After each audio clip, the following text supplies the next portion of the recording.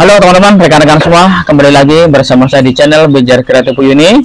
Pada kesempatan kali ini ya teman-teman, saya kembali akan berbagi informasi atau tips ya, pengalaman tentang batan apu ini ya. Kira-kira populasi berapa supaya kita bisa mendapat untung dalam kita beternak puyuh ya teman-teman. Kira-kira populasinya berapa?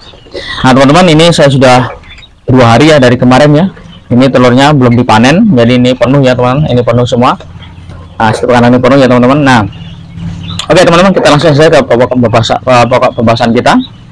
Jadi pada kesempatan ini saya akan berbagi yaitu tentang kira-kira berapa untungnya dan berapa populasinya ya dalam kita beternak puyuh supaya teman-teman bisa mendapat keuntungan ya teman-teman. Nah, teman-teman, pada dasarnya kalau kita berusaha tentu yang kita harapkan adalah ada keuntungan ya.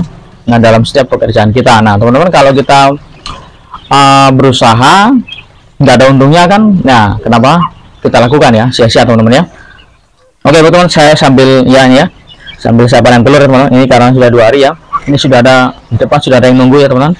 Saya langsung sambil buat ya kontennya teman-teman. Jadi teman-teman, saya ini buat konten ini teman-teman, saya bukan hanya sekedar buat konten, tapi saya betul-betul senang ya. Saya senang untuk berbagi buat teman-teman, apalagi para pemula ya dimanapun ya di seluruh Nusantara ini ya. Ini ada yang dari Singapura, dari Malaysia ya. Selamat bertemu kembali ya bersama saya para peternak puyuh. Nah teman-teman, beternak puyuh ini ya pada dasarnya prospeknya cukup bagus ya teman-teman ya, cukup bagus ya. Nah teman-teman, kalau kita beternak puyuh supaya teman-teman ada untung, nah kira-kira berapa populasinya ya teman-teman. Kalau teman-teman hanya sekedar mau tahu, sekedar hobi ya, iseng saja, mungkin 100 ekor cukup ya. 100 ekor teman-teman bisa pelajari ya, menjadi pembelajaran. Teman-teman nggak usah fokus berapa untungnya ya, karena itu untuk tahap pembelajaran. Nah, saya pun begitu ya awalnya ya. Awalnya teman-teman, saya tuh peliharanya 50 ekor, akhirnya menjadi 100 ekor. Itu awalnya saya belum berpikir berapa untungnya, tapi saya berpikir 100 ekor ya itu hanya untuk pembelajaran, mempelajari. Setelah kita paham ya bagaimana beternak puyuh ini teman-teman ya, maka kita akan bisa kembangkan ya, itu sebagai barometer untuk kita melanjutkan ya, untuk mengembangkan dari ternak puyuh ini. Jadi buat teman-teman yang mau beternak puyuh, teman-teman, sebelum kita beternak lebih banyak, kita perlu memikirkan yang pertama ya adalah pengalaman kita ya teman-teman. Apakah kita sudah ada pengalaman, apakah kita sudah tahu selebeluk ya tentang dunia peternakan puyuh ini ya, dan bagaimana pemasarannya ya teman-teman. Nah, yang menentukan adalah yang pertama adalah memang jumlah populasi ya. Jadi semakin banyak teman-teman, semakin banyak maka juga keuntungan juga akan semakin terlihat ya.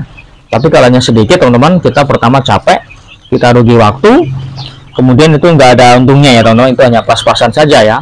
Tapi kalau buat teman-teman hanya sekitar untuk memenuhi kebutuhan sendiri ya di rumah untuk anak kita, ya saya pikir tidak masalah ya, 100 ekor mungkin 500 ekor ya teman, selebihnya bisa kita jual ya.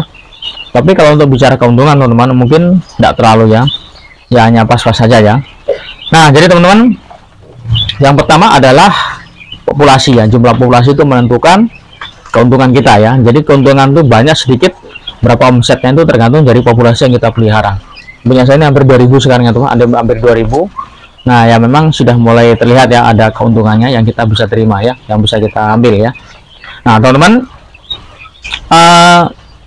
yang berikutnya adalah pemasaran ya, pelanggannya. Apakah kita sudah punya pelanggan?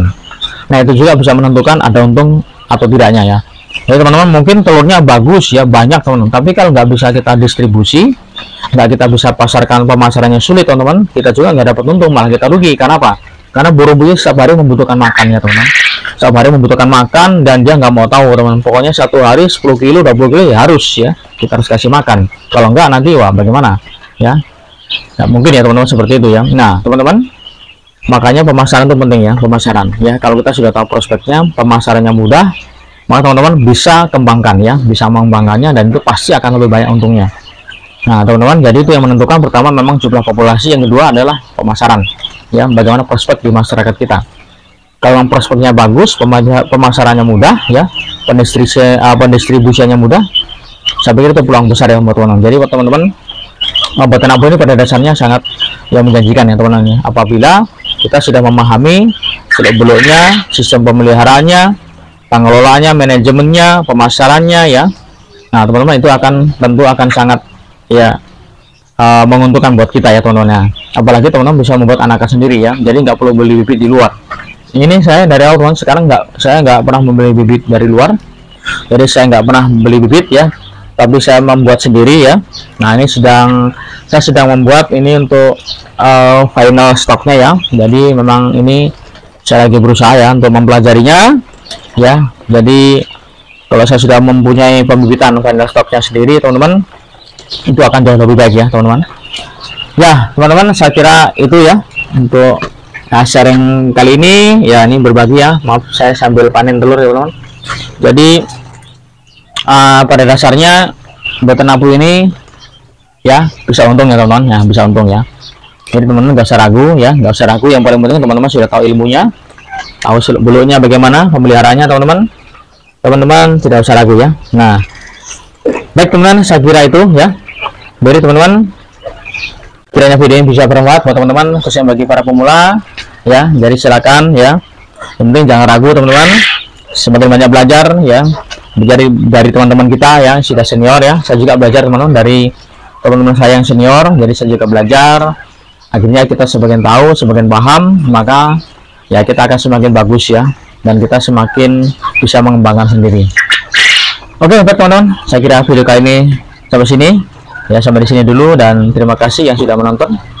Yang baru menemukan channel ini, yang sudah subscribe, saya mengucapkan terima kasih.